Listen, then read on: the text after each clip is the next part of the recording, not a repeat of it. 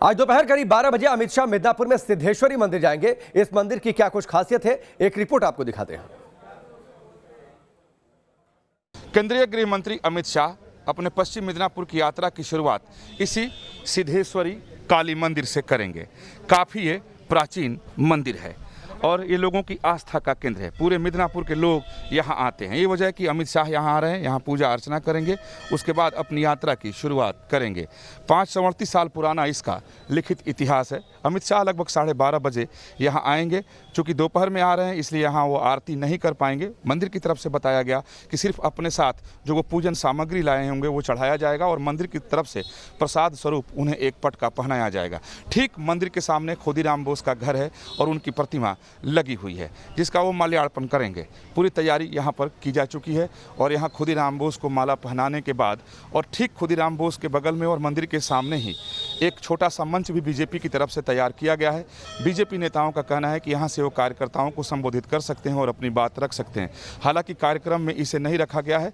जब मैंने बात की तो नेताओं ने बताया कि अमित शाह की इच्छा अगर होगी तो वो कार्यकर्ताओं से यहाँ बात कर सकते हैं। यानी अपनी यात्रा की शुरुआत वो इसी सुप्रसिद्ध प्राचीन काली मंदिर से करेंगे क्योंकि लोगों की आस्था का ये केंद्र है। इसके बाद एक दूसरे मंदिर में जाएंगे, फिर उसके बाद किसान के घर खाना खाएंगे और उसके बाद एक रैली को भी अमित शाह पश्चिम मिदनापुर में संबोधित करेंगे, जिस पर सबकी निगाह है कि आखिर यहाँ से वो बोलते क्या हैं। वीडियो जर्नलिस्ट सुब्रत के साथ विकास चंद्र, न्यूज नेशन, मिदनापुर।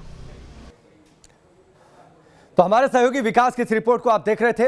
विकास से हम बातचीत भी करेंगे, लेकिन उससे पहले 3 तस्वीरें हम आपको दिखाते हैं। पश्चिम बंगाल के दौरे पर हैं गृह मंत्री अमित शाह। टारगेट यह है ममता बनर्जी के किले में किस तरीके से सेधमारी कर दी जाए, किस तरीके से बंगाल में 10 सालों बाद सत्ता परिवर्तन कर दिया जाए।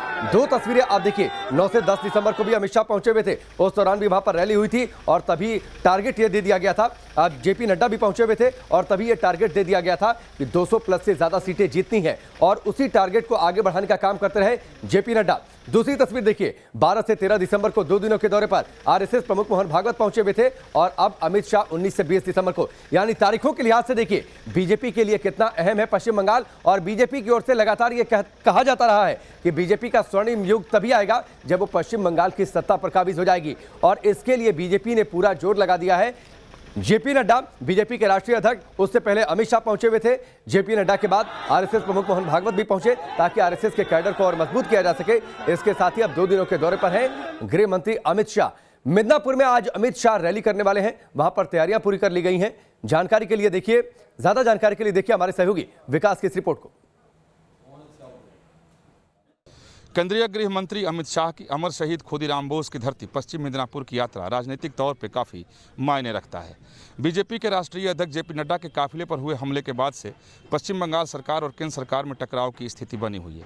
तो वहीं टीएमसी के नेता काफ़ी आक्रामक इस बात से हो गए हैं कि शुभेंदु अधिकारी बीजेपी का दामन थामने जा रहे हैं। ये पश्चिम मिदनापुर का पूरा इलाका शुभेंदु अधिकारी के प्रभाव में आता है। माना जा रहा है कि जब अमित शाह इस मंच से रैली करेंगे तो शुभेंदु अधिकारी यहीं पर बीजेपी का दामन थाम लेंगे। अमित शाह की रैली के पहले तैयारी हो रही है। मंच भव्य और दिव्य बनाया जा रहा है। बीजेपी के कार्यकर्ता और कारीगर दोनों लगे हुए हैं। कहीं कोई कमी न रह जाए, कोई कोर कसर न रह जाए, इसका पूरा ख्याल रखा जा रहा है। सुरक्षा की अभी से ही चाक चौबंद व्यवस्था की गई है। ये मिदनापुर का कॉलेज ग्राउंड है। यहाँ रैली करने के पहले अमित शाह शहर के 2 प्रमुख मंदिरों में पूजा अर्चना करेंगे। खुदीराम बोस की प्रतिमा को माला पहनाएंगे। उसके बाद एक किसान के घर में भोजन करेंगे। किसान के घर में भोजन करने के बाद सीधे इस मैदान में आएंगे और इसी मंच से संबोधित करेंगे। तो सबकी निगाह इस बात पर टिकी हुई है कि अमित शाह का जब भाषण होता है तो वो किन मुद्दों को उठाते हैं, क्योंकि ममता बनर्जी और टीएमसी के नेता काफ़ी आक्रामक हो गए हैं और पूरे सूबे में बीजेपी के साथ टीएमसी की टकराव की स्थिति बनी हुई है। उसके दोनों के नेता टकरा भी रहे हैं। ऐसे में निगाह इस बात पर है कि गृह मंत्री के तौर पर अमित शाह क्या बोलते हैं। वीडियो सुमित सरकार के साथ विकास चंद्र, न्यूज नेशन, पश्चिम मिदनापुर। विकास की इस रिपोर्ट को आप देख रहे थे। विकास इस वक्त हमारे साथ जुड़ भी चुके हैं जो कि सिद्धेश्वरी काली मंदिर के बाहर मौजूद हैं। विकास, इस मंदिर को लेकर काफी मान्यता है। रामकृष्ण मिशन पहुंचने के बाद अमित शाह सीधे पहुंचेंगे सिद्धेश्वरी काली मंदिर। कहा यह जाता है कि 7 नरमुंडों पर यहां पर विराजित हैं मां काली और काफी मान्यता है और इसीलिए अमित शाह पहुंच रहे हैं ताकि इस बार आशीर्वाद ऐसा मिले कि बंगाल का किला फतह हो जाए।